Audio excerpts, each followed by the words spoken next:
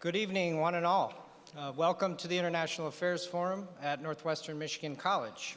Very glad to have you all back here, and welcome to new faces in the crowd. My name is Alex Tank. I'm the director of the International Affairs Forum, and it has been an eventful couple of weeks, and that is the least I'm going to say. We're so glad to see all of you here in person, and very happy to welcome our online audience. Connecting from around the region, folks in Northern Virginia that we see logging in, New York, Arizona, Florida, and even maybe a dear friend of mine down in Brazil tuning in tonight. So we're making it truly international. I'd like to thank our IAF Advisory Board of dedicated volunteers. You see them out and about. They're doing their part to help bring this to all of us in the community, so I want to thank them especially. And also the IAF Student Leadership Team, which is a newly reconstituted group of students here at NMC. They're doing some good work, and we're going to tell you more about what they're doing. They're here volunteering as well, so thanks to all of you helping out.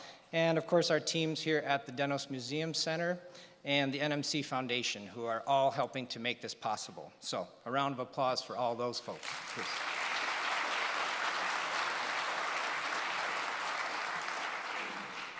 And now I want to give a special shout out, maybe we can have the lights up for this, to our satellite partners out in Leland, Michigan at the old art building.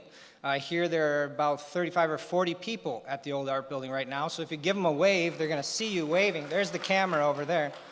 Yeah, there we go.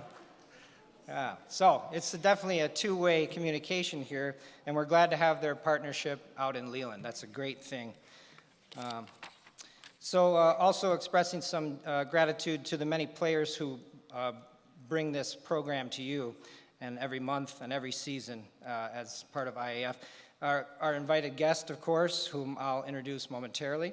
Our supporting members. So many of you in the audience are every year coming back again and again and saying that you believe in global affairs education for the students sitting next to you, the educators who teach them, and all of us in the community. So we're very, very grateful to all of our supporting members, so thank you.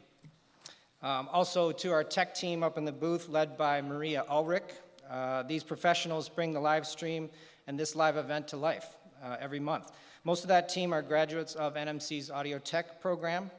Professional job placements facilitated by NMC's very own David Chown, a name you might know from the Keys, right? So we're very proud to work with them for all of our IAF events here at the Dennos Museum Center.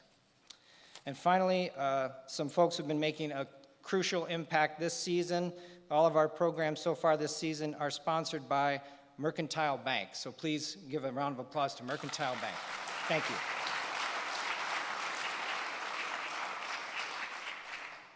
Okay, here's how this program will work this evening, and a quick reminder to silence your cell phones, please. So as always, we'll engage in a Q&A period after the speaker's presentation. We invite the online audience to submit questions via the Q&A function on Zoom webinar. So Q&A function for online audience. For the in-person audience, we have some question cards placed at the end of the aisles, and should be some pens there, but if you're coming month after month, you should know you should bring your own pen at this point. You know about these pens, right? Okay, so question cards if you like that method. We'll do a new method this time also, which is to use email. So good old-fashioned email. I'll get the email at iaf@nmc.edu. I'm going to reserve that for the in-person audience. Online folks, you should still use the Zoom Q&A function. So we'll give that a try this time. We'll bring it to the 21st century. We'll begin collecting those question cards after our speaker's presentation. So now to introduce our speaker for this evening, and briefly, because I could make this introduction pages and pages long, but we've gone the short version.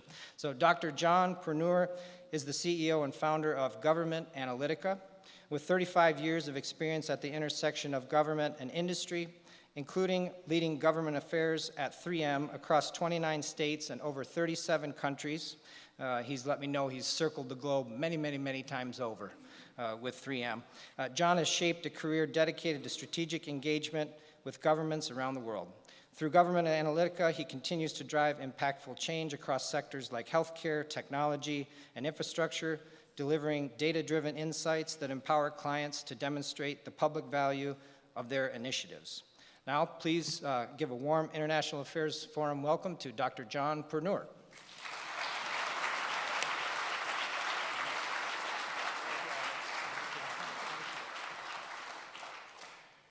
Well, I'm very pleased to be here. Thank you for your hospitality. One of the lessons I've learned by being here for a couple of days now is the sort of connected and close-knit community that all of you have.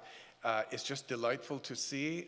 I'm coming from Minnesota, so it's the Midwest sense of hospitality and welcome that everybody has here. I certainly appreciate that. I'm going to take a few minutes to talk about this topic of energy. And of course, energy will be a hot topic for us for years to come, maybe decades to come. One of the things I want to encourage you to think about is that today, our energy grid, our energy production, transmission, and consumption, that system was designed to match the needs we had in years past. And with the emergence of new technologies like AI, which is very energy hungry, suddenly we don't have enough energy. We don't have bandwidth in the grid. And so as our society has over time, we have to evolve, we have to adjust, we have to make choices as to where we invest, and hopefully part of this conversation today will illuminate that. The question always is, how do you talk about these things? And I found it to be most illuminating to talk about it within the context of megatrends.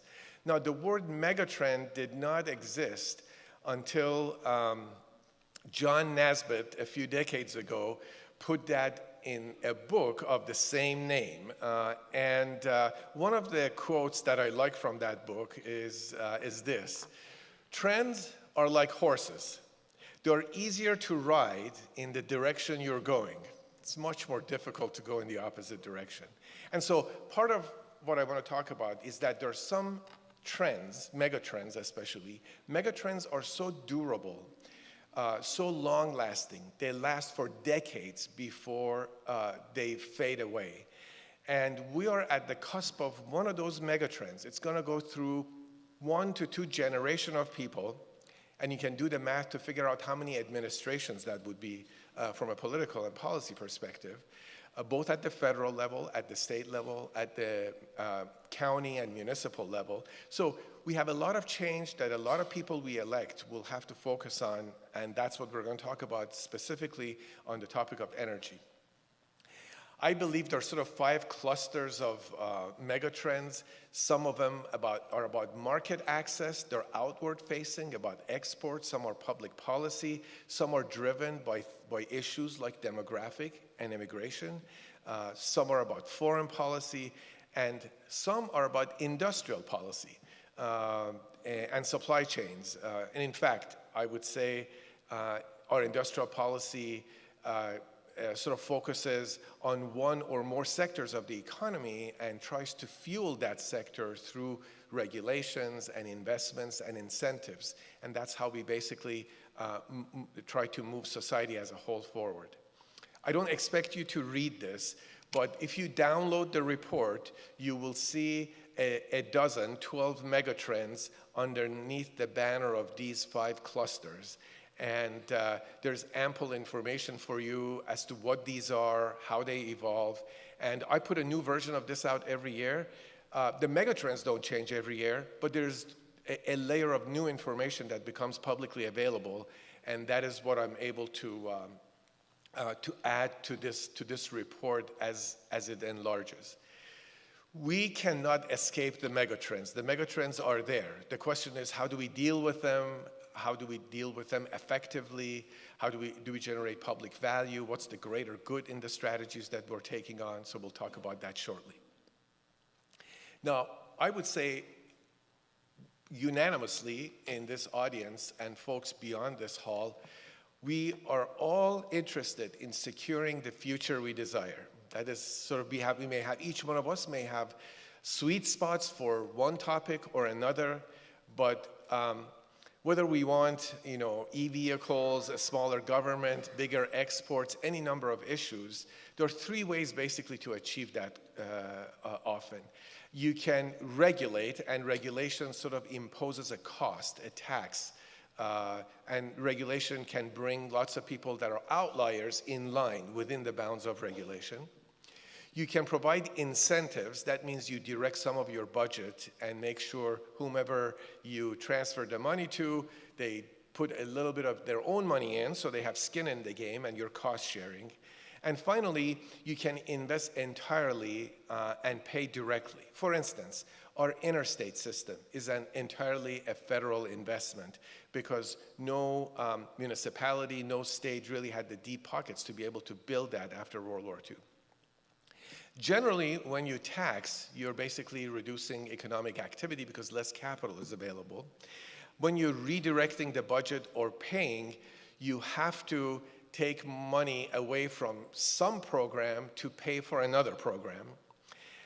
However, the one scenario where you would have a net positive is if you create jobs. If you create jobs, you create salaried individuals which will pay more taxes, and those taxes will increase the budget that's available to governments to be able to create the kind of desired future that you have in mind. To be able to create jobs, you need expertise, raw materials, and reliable energy.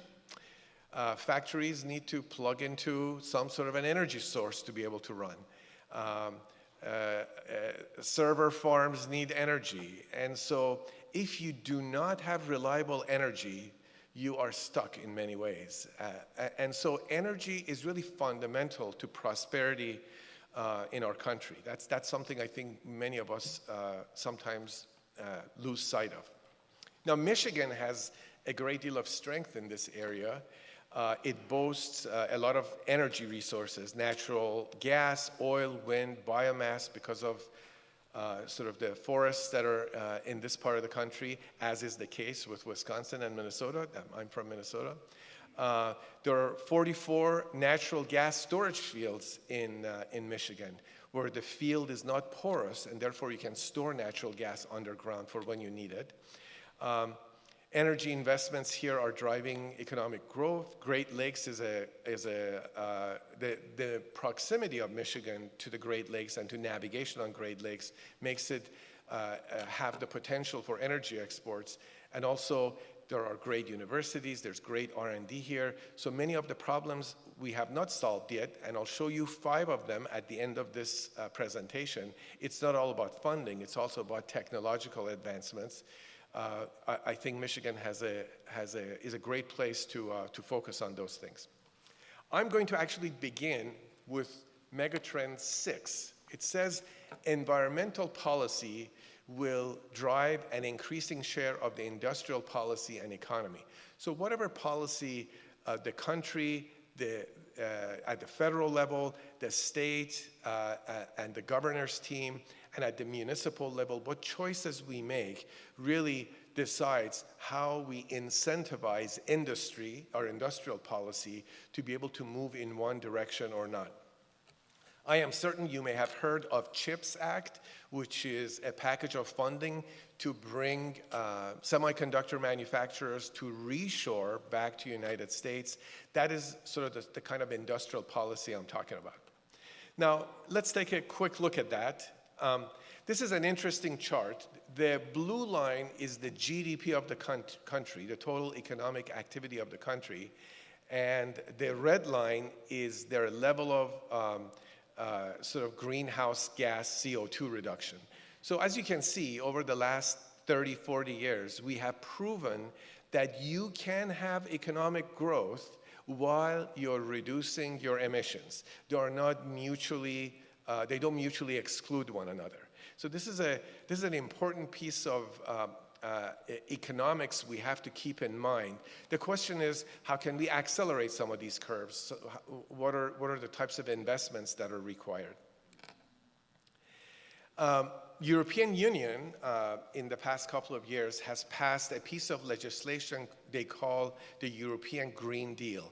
There are many elements to the legislation. I think it was an aspirational legislation. For instance, to minimize global deforestation, they want to make sure any paper products that comes to the European Union, it can prove that it was not produced from an old growth forest, that it's a renewable forest that it came from.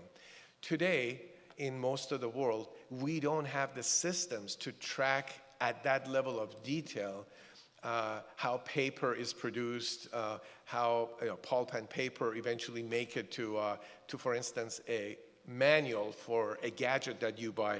So even though much of the regulation these days are aspirational, there are really practical limitations as to what we can do. So there's a lot more transformation in store for us. Investment in climate tech.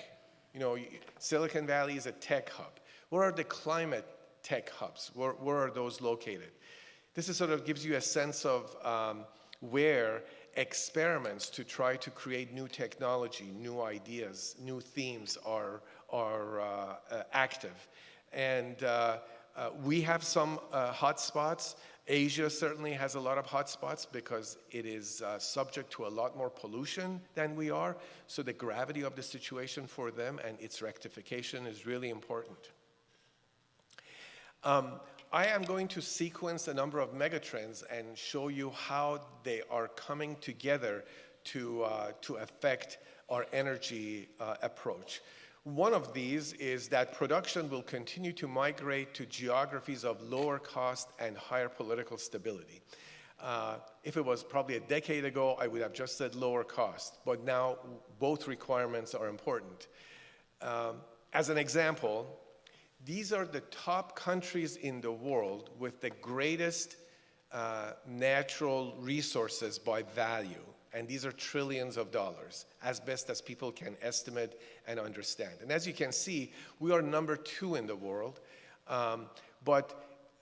When other countries are looking for natural resources to power their economy, if you want to make lithium batteries, you need to go to places that has lithium. We don't mine any lithium in the United States. We have to get it from someplace else.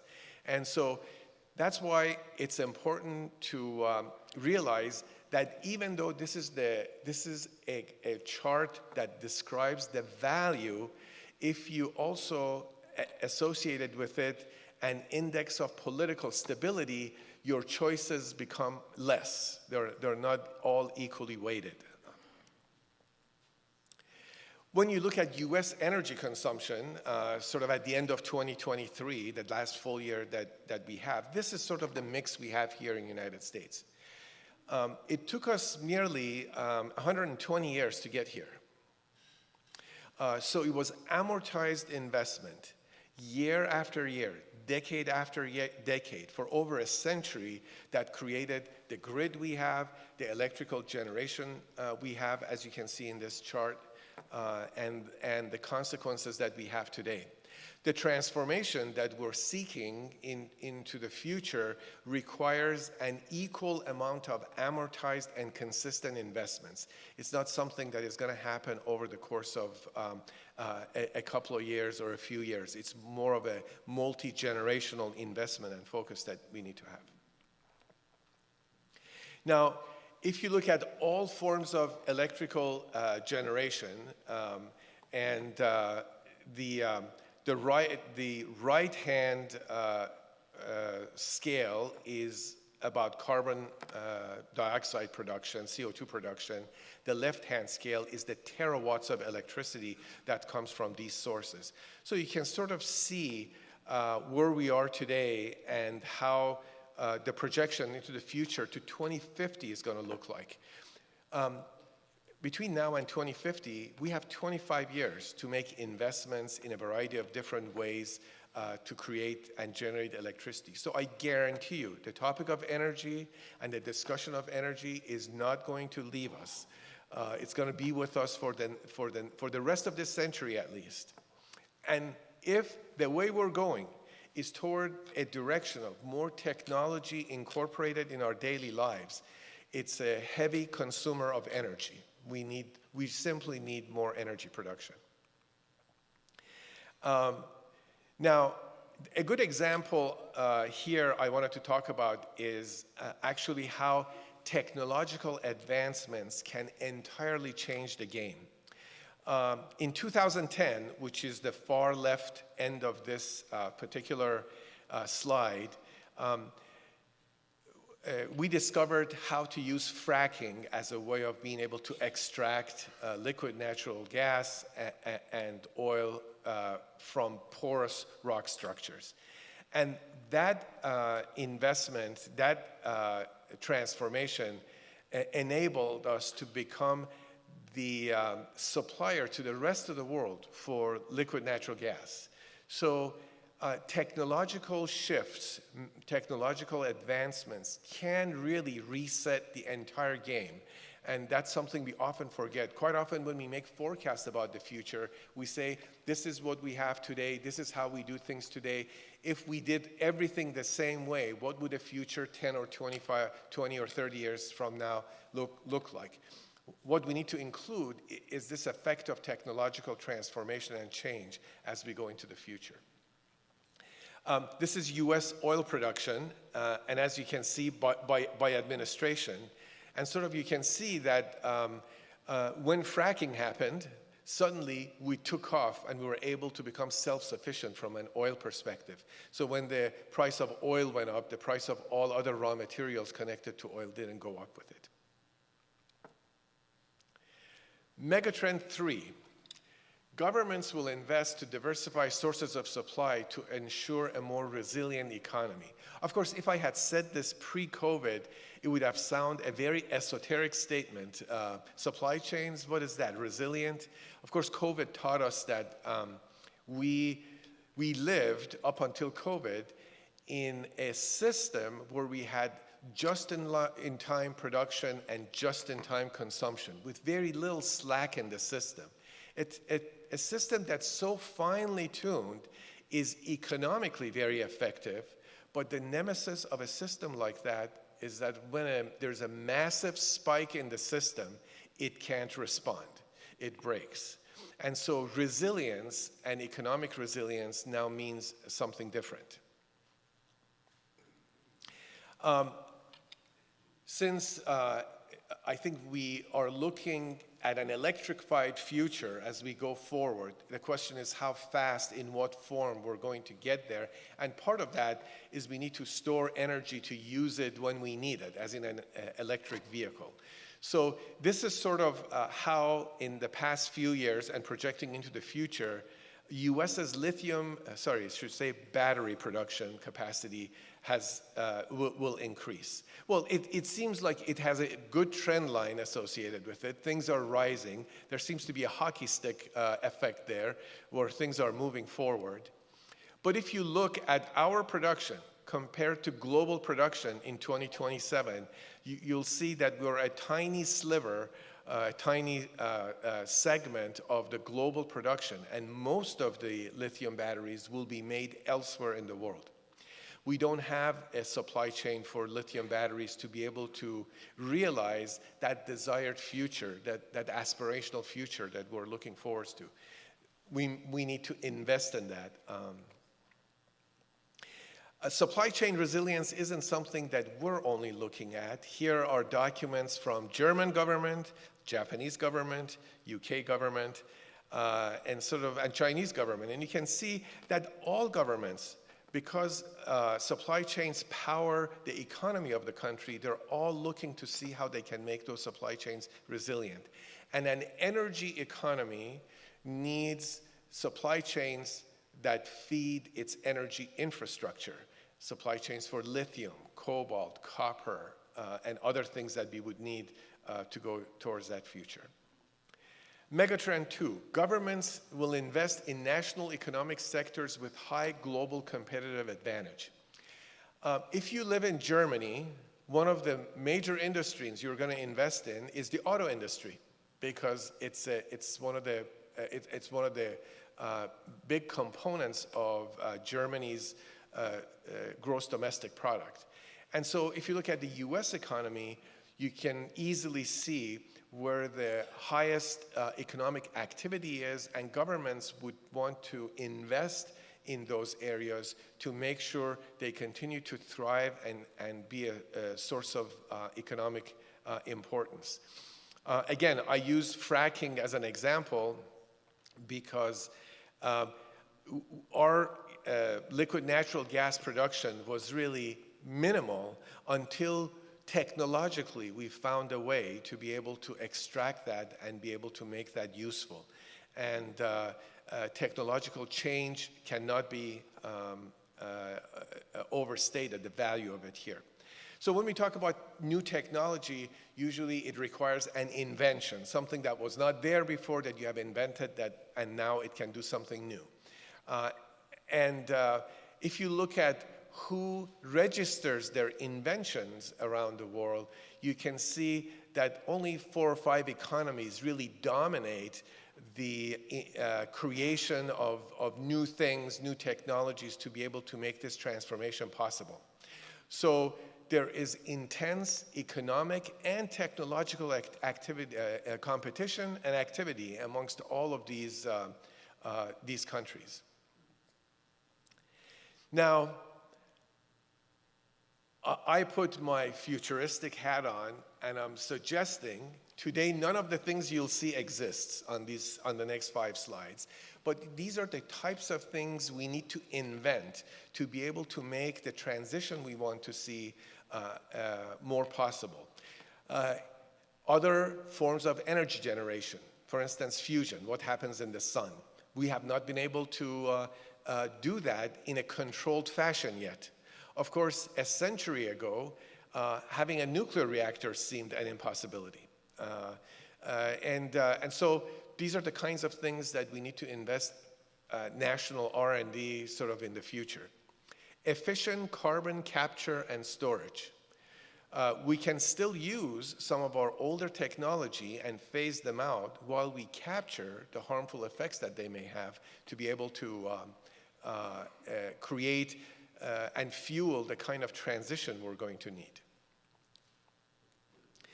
We need better batteries, for sure.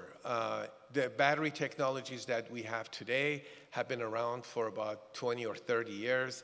There may be better ways, more sophisticated ways to create the kind of battery technology we need, maybe with materials that are less exotic, that would be able to provide the kind of power and energy we need for our society. And as an example, if we applied artificial intelligence to sort of sustainable development, what would it tell us? How would it guide us to transform? There are many things we can do to try to find new ways of, and meaningful ways of creating a reasonable transition from where we are today to our aspirational goals and outcomes. And finally, we need a smarter grid and energy storage than we have. If indeed our data centers are going to consume a great deal of electricity, we need to be able to get the energy to them in a way that our grid today is not designed for. We're not going to have the capability to put more electrical towers everywhere. We have to find better ways of transmitting within the existing infrastructure that we have. Just imagine, within the existing infrastructure that we had, your phone went from 2G to 3G to 4G to 5G. So the same wavelengths that were given for transmission of cell phone data have become higher in bandwidth through greater sophistication in the technology that's running it. Those are the kinds of things we need to realize for our grid. And my megatrend 1, ironically, I think this makes sense for me to put it last rather than first in the beginning of the presentation. Wary of globalization, countries put a premium on access to their markets. And of course, we will see that likely as competition for resources heats up worldwide.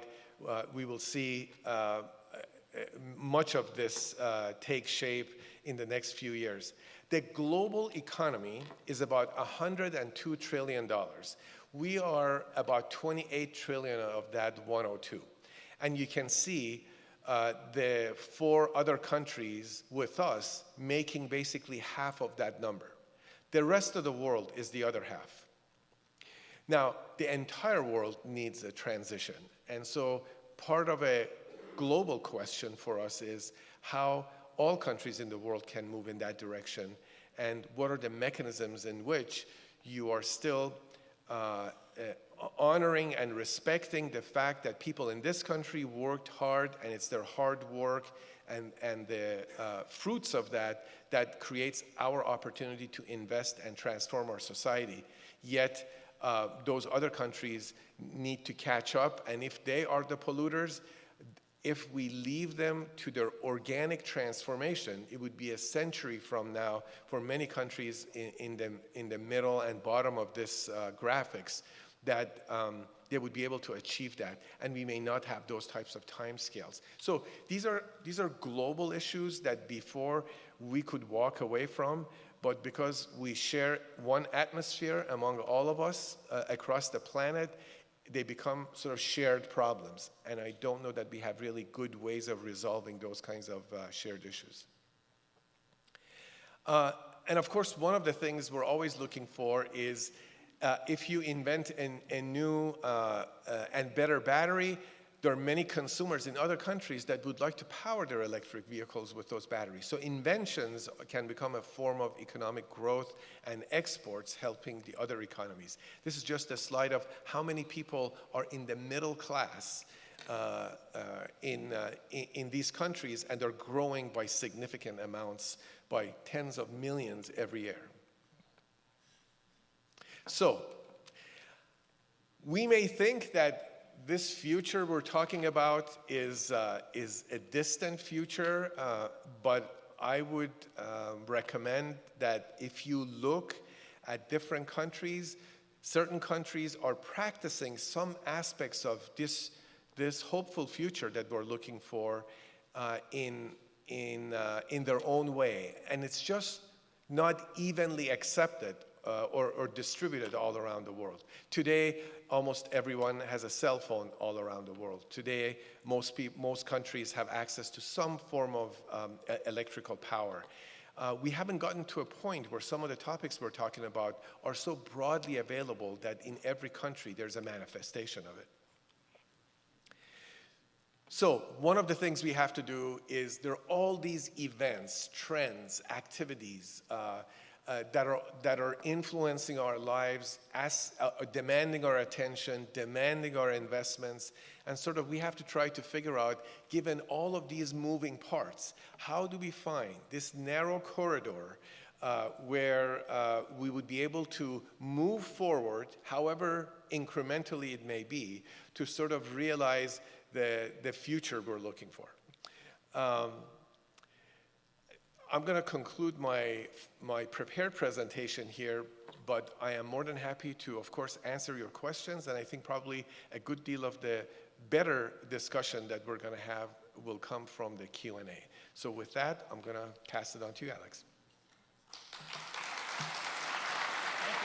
Thanks. Enjoy the hot seats. Oh, very good. Well, I'm glad to get to this point, but I also could have listened and studied those slides for probably another hour and a half. I don't know about anyone else. That was very data rich and driven by a lot of research, and I've found in just a short time with you, this is the way that you do things. So very much respect that. So now's the time to field questions from you. Folks online, again, you can use the Q&A function on Zoom, and the in-person audience, if you have your question cards, Joe might be coming around from the student leadership team, and he can bring those up to me, and I have one here. So let's start with this one from online. So what if we aren't able to find a solution to energy soon enough? Easy one. Yeah, well, I mean, you can say that, I think, about many of the challenges we have been faced over the last century in in our major industrialized phase, at least in the 20th century. This is a personal opinion. I believe there is time, however urgently needed the solutions may be, we still have some time to be able to get to where we need. So that's just a personal opinion for me. Of course, it would be consequential. There is a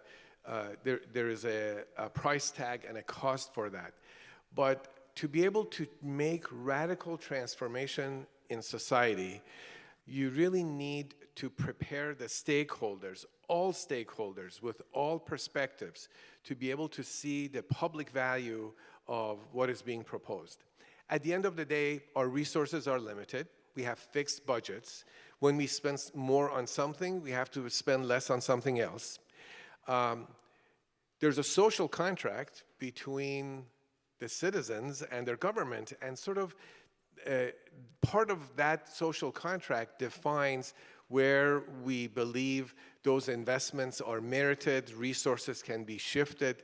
And so my advice is get involved in the discourse, make the case, show the public value, show the urgency. It is a generational task, not a 1 or 2 year task. And that's the only way in our system of government we can make sure no one is left behind, and that we're bringing people along to be able to create the changes that we need. You can ask this about healthcare. And many other subjects. I want to use healthcare as an example. I did advocacy for my former employer in many different countries. Some were highly developed countries in Europe, some were developing countries, and some were underdeveloped. No matter which country I was in, people of that country were never satisfied with the level of healthcare they were getting. So our expectations for many things are calibrated to what we have and what we want. So I think the energy future we have is certainly one. The consequences that we will be faced with would be factored into the outcomes. They may accelerate some decisions that are being made, but the only way forward is to continue having that conversation, and every year a new layer of evidence is available, integrate that into the storyline, and make sure no one is left behind as you're creating this transformation. Usually rapid transformations are shockwaves to society, and we have to be cognizant of the hardships some will feel, and you have to factor that in the transformation. It's not just a technology issue, it's a people issue. Okay, thank you. Some questions from the audience that I'm going to try to combine together to sort of address the, let me just say, the elephant in the room. So we'll leave that pun with you. So what impact will the recent election have on energy issues? That's one part of the question. The other part of the question is, what happens if the U.S. pulls out of the Paris Accords? And the third part of the question is about impending tariffs and what effect that will have. I'll wrap them all in one because they're all interrelated. Well, I will answer this all together probably. And my answer to all the questions that was asked is that in this country, we certainly express what our future public policy is going to be in our elections, whether it's at the municipal level, your mayor says that, at the county level, the county commissioners do that, at the state level, the governor does that, of course we do that at the federal level. And then people vote, and once that is settled, we have a new direction and a new set of priorities. I believe we will go forward with the priorities as they are, and if people are unhappy with the outcomes, they have a reset mechanism. That's how our system of government works. So the question for me always is, as we approach any political or geopolitical situation, how can we articulate public value effectively? And so regardless of administration, regardless of ideology, I don't think anybody is going to tell you when you say something has public value, they're not going to be against public value. It's just that public value, just like beauty, is in the eye of the beholder. And so you have to understand, I have to understand, what the perception of public value is in those folks that regulate, that incentivize, that provide budgets for these kinds of projects and the priorities they have. And so public value advocacy, to me, is central to whatever we're going to be doing in the future. I showed you that chart for our energy production over administrations from Nixon to today. And as you can see, we went back and forth many different times on many different priorities. I think this is part of that cycle that we're going through. We'll see what the results and impacts are at the federal level. You will be able to have some say at the state level. You will have some say at your county and city level. But we have many ways to be able to influence where we are and the kind of outcome we want. And of course, we have a union of states, so we have 50 experiments going on at all times. And all states are looking over their shoulder to see who is doing well, which experiment is working. So in a way, the American experiment is going to continue. I don't think it's going to be stopped by what we see. But our political process, to some extent, dictates how we find that narrow corridor where we have between different various poles, and the path may not always be direct. But as a country, we'll always find a way. So I'm very hopeful about that. So that was my non-answer to the question. We liked the dance there. That was a good dance.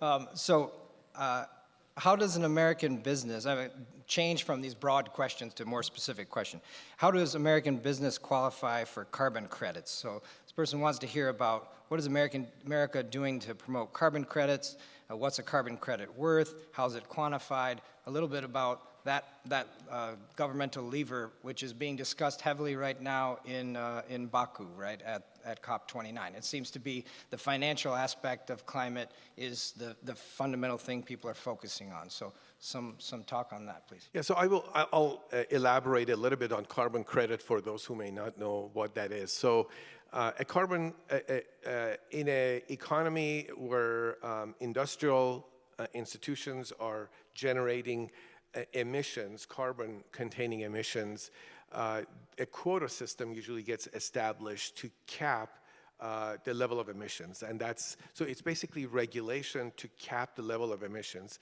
And you have a couple of ways of going beyond that cap. If somebody is underproducing carbon, you can buy their emission quota from them. So the overall cap is still met, but within the exchange, you're able to exchange carbon credits.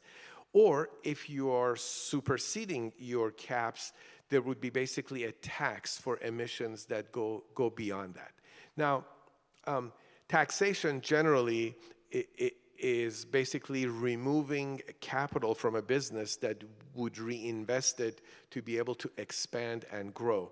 Now, a cap system, for instance, incentivizes somebody to put better equipment on their smokestacks so they capture some of what would be emitted and therefore fall below the ceiling. So incentivize manufacturers to be able to do that.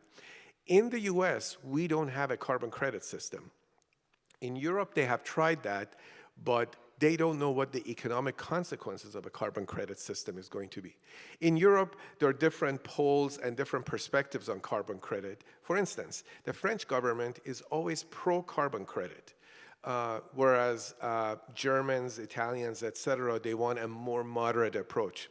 The reason for that is over 90% of France's energy is produced by nuclear reactors. Therefore, there are no emissions. And quite often, that puts them in a favorable position when there's a carbon tax basically available. So politics enters even this cap and trade system that's available. I am not sure if we have figured out a way to equitably define what the cost of this regulatory imposition is going to be and what the consequences to the business is going to be. And are there means for them to mitigate the risk? So at least as an observer, from my perspective, it is still, the concept, it's still at its infancy, and so many countries are watching very carefully to see how it's done in the first countries that are experimenting with it. How do they modify that system, and what is the ultimate system that they find as effective or useful? So I would say the jury is still out from my perspective on that. But remember, if you keep adding taxes, punitive taxes for all sorts of activities to a business, soon the business will not be able to sustain that. We need to sort of find a regime where we certainly impose fair regulation on businesses, but at a level where they can sustain themselves and continue to go forward. Because if they don't sustain themselves, then they don't have deep enough pockets to be able to invest in the kind of transition we're expecting them to make. Thank you. Another questioner asked about hydrogen, which didn't come up in the slides, I don't think, but they wanted to know between the various forms of alternative energies, green energy, wind, solar, nuclear, hydrogen, maybe not especially totally green, which would you consider the most scalable and promising? That's actually a very good question, because hydrogen is becoming a very hot topic. So the reason for focusing on hydrogen is that, let's say you have a solar farm and the sun is out and it's producing electricity. Now, during daylight hours, most of us don't turn our lights on, and therefore we don't need that electricity. We want to have that electricity at nighttime. So you have to sort of create a place to store that electricity. You can store it in batteries. Batteries are very expensive at that scale to be able to absorb and store gigawatts of energy and then release it at night to a community. However, if you use a process called electrolysis, you can cleave a water molecule, an H2O molecule, by using the electricity of the solar farm into oxygen and hydrogen. And then you can store the hydrogen. Whenever you want the energy back, you burn the hydrogen, and by burning hydrogen, what you produce is water, because it combines with oxygen again and creates water. And therefore, it's a clean form of storage. What we are lacking today are effective electrolysis systems that would be able to do that. We need to figure out, hydrogen is a very explosive gas. How do you put hydrogen in large tanks? Where do you store it? What's the mechanism for that? So there's a lot of technology development to be done. But as our renewable energy installations grow, now we have a need to store energy. And battery farms are not the most effective way to do that. Whereas if you had a single gas that when it burns, the product is clean, and you were able to use that as a form of energy storage, you have now an ideal combination. That's why hydrogen is becoming so important. But then you need to do this at scale, meaning you may be producing millions of tons of hydrogen a day, and then you have to figure out, where do I store it? How do I burn it? How do I, you would create, by burning it, you create heat. Heat will probably create steam. Steam runs a generator. The generator creates the electricity, and then you get it at your home. We have to figure all of this out. And so that's why I think this energy transition that we're discussing, we're in the early years of this transition as we go forward. We have a lot more of these things to learn. Very good. Yeah, you answered a question that folks at the old art building were asking, so that was right on time. Very efficient. Artists are in tune with electrolysis. That's good. Yes. Okay, have had two questions about the impacts of technological advancement on the environment. So as you evolve new technologies that will create better and better energy, sometimes the cost to the environment immediately is devastating. You know, you mentioned that all the lithium comes from Chile or a huge quantity, and it's a devastating landscape you see at lithium mines and such. So speaking to that, you know, new technologies, the effect on the environment in the short term while you're trying to solve a decades-long war, really? Yeah, generally, I would say the kind of investments we need, the kinds of supply chains we need to have sort of an electrified future requires that we do a lot more mining. And in our country, we have walked away from mining as something we don't want to do, so we bring everything from some other place. Energy independence from an oil and gas perspective, from a mining perspective, from raw materials like copper, lithium, chromium, these are needed in many of the new electrical systems that we're going to have. We have to come to terms with how we can balance environmental concerns with what we need to be able to have this kind of an energy transition that we're looking towards into the future. That is a public policy conversation at one level. That is also a technological conversation at another level. I think there are many dimensions to these topics. Hopefully the one message that you all have heard from me is that it's not a simple yes or no. It's not a simple flip of a switch where you can make the transition. You have to really consciously work at this to be able to every year address some of the major issues, address some of the challenges, some of the negative consequences, be able to advocate for the fact that spending money on A is better than B, and make sure everybody in the community is okay with that transition. These are all the things that have to happen for the energy transition to come about. Mining is one of those things. These minerals are called critical minerals, and today it's the hottest topic for many countries to try to identify if they're going to make their industrial transition and changes, if they're going to develop new technologies, new solutions. Where do they get these critical minerals from? I showed you several different reports from different countries. Many of those were published in the last 3, 4, 5 years. People are just beginning to think about how to do that. For lithium, 44% of the world's lithium comes from one country, the country of Chile. When the tectonic plate moved the Andes and turned them into mountains, all the salt in the ocean basically dried up in salt flats that are 15 to 20,000 feet sort of high. Those salt flats have lithium, and that's where lithium is being mined. Now, as you can imagine, when you're 10,000 plus feet up and you're trying to extract lithium, the way you extract lithium is you dissolve the salt back into a saline solution, basically. And generally, in these salt flats, about 0.05% of salt is lithium.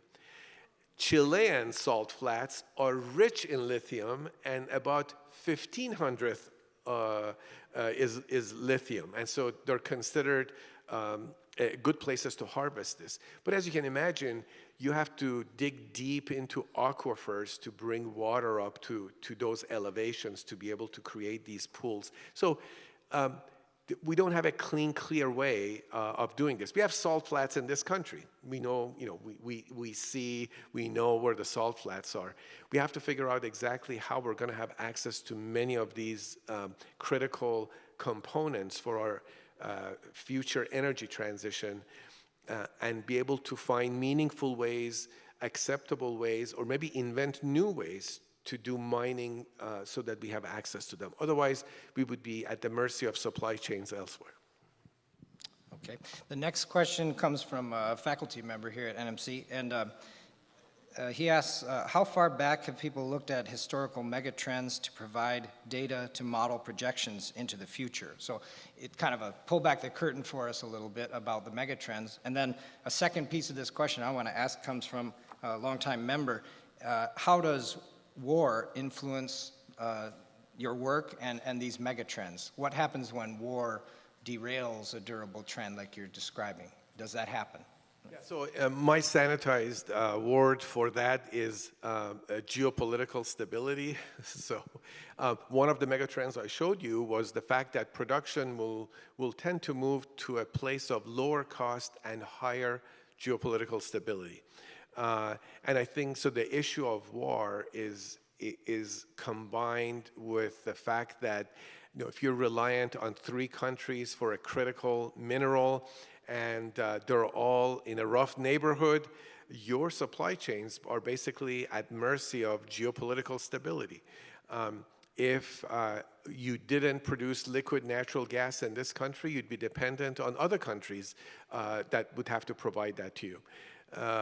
So to me, the geopolitical stability is an element that we have to factor more and more in our discussions of where our sources of supply are. When the world was sort of calm and quiet and supply chains and ships and containers moved regularly and we didn't hear about any issues about, we don't have enough chips coming into our auto manufacturers to be able to build cars because the supply chain is constrained. These were not issues we were faced with until recently in such dramatic way. But I believe resilience of supply chains is going to be yet another demand on the limited resources we have and how we make alliances, which countries we work with more closely, the kind of reciprocity we develop with other nations, with other trading blocs, will be part of what is going to be get factored into the outcomes we have. All of these questions are great questions, but literally, the manuscript, the book on how to do it is being written as we experiment with what works and what doesn't. And on the question of your process with the megatrends, as far as the sort of the historical back playbook that you draw from. We have this sense of what trends or larger than life trends are. We have it in our common speech. The more things change, the more they stay the same. It's sort of, in a way, it's talking about something you see over and over again, and you address it as a truism of some sort. Megatrends, in the way I describe them, were really only became popular in the 20th century. The first company that actually did strategic planning, trying to look into the future, was Shell Oil Company. In the middle part of the 20th century, they were the ones that were trying to figure out, okay, it takes 5 to 10 years, a decade to explore an oil field, build a rig, build infrastructure to be able to create oil production. If we have so many fields in so many geographies around the world with all these variables at play, how should we prioritize where we're going to go and invest? Of course, one of the institutions that does a lot of strategic planning of this type is the Department of Defense. There are different future scenarios that this country has to be ready for. Many of our agencies try to anticipate what the playbook needs to be if one of these turns out to be true. You don't want to be scrambling to brainstorm what to do when the event happens.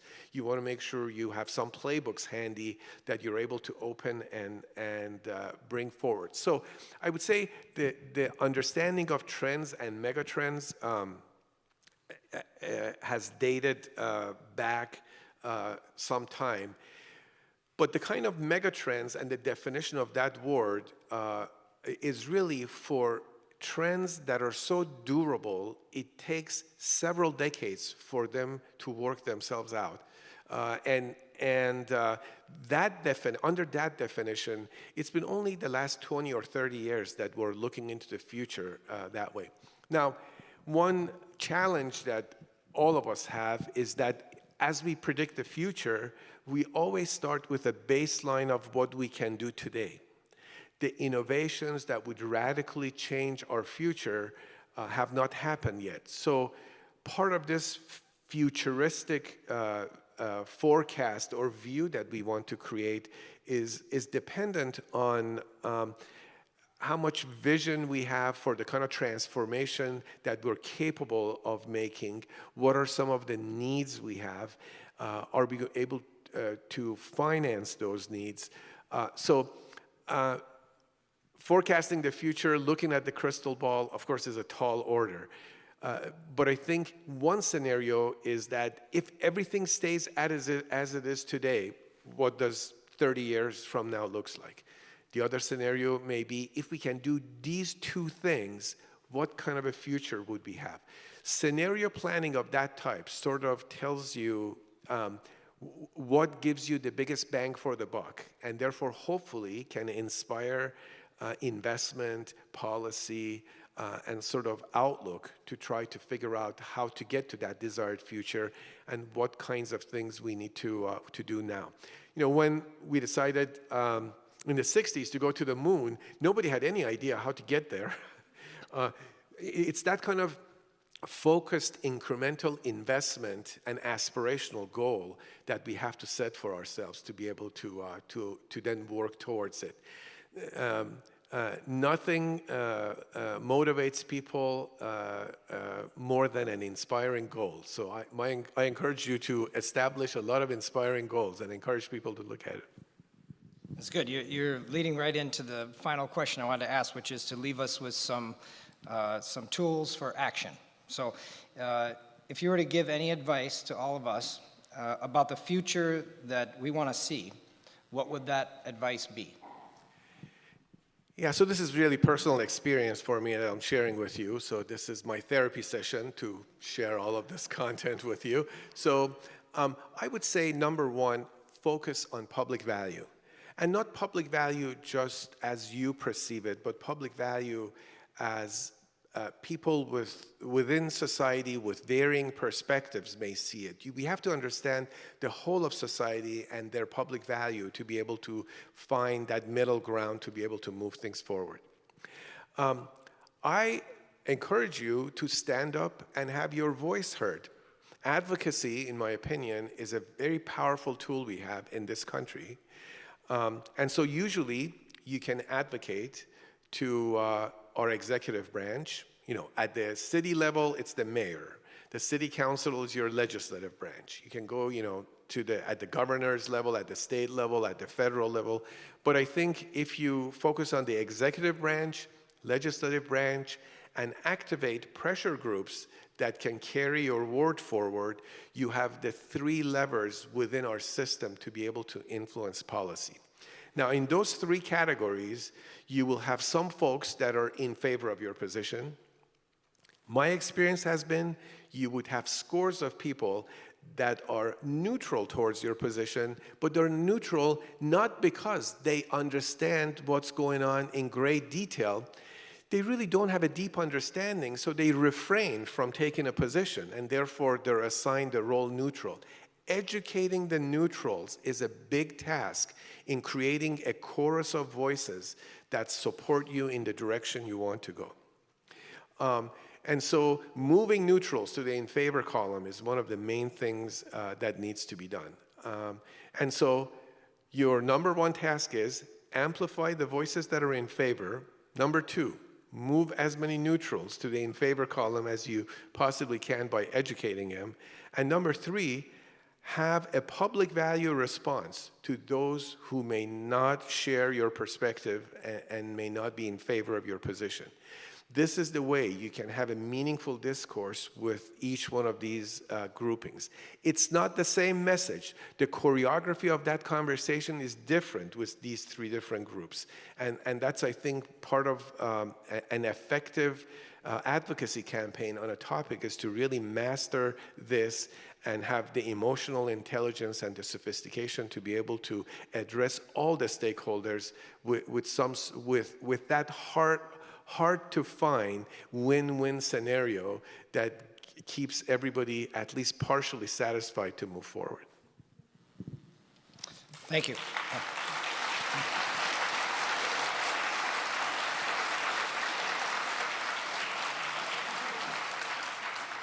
Well, we've come to that time, and this is where it sort of hits home that what we're doing here really does have relevance.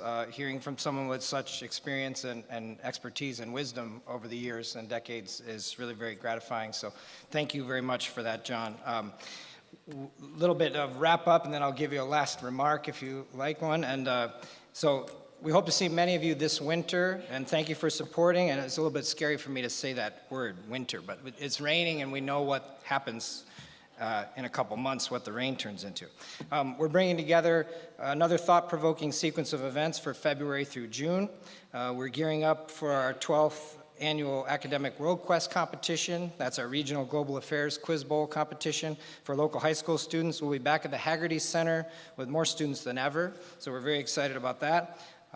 Until then, we encourage all of you to support as members, and thank you to all our supporting members who are here. Tell a friend what you're learning here.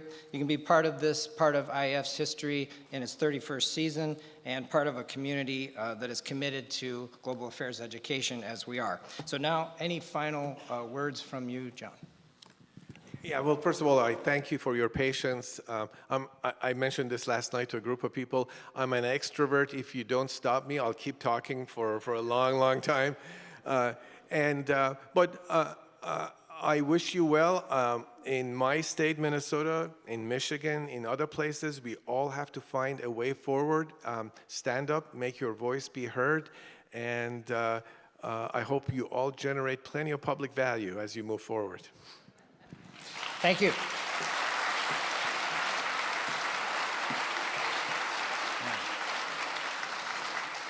Well, thank you all for joining us, and thank you for all your support, and we look forward to seeing you in 2025. In the meantime, have safe holidays and safe travels. Thank you.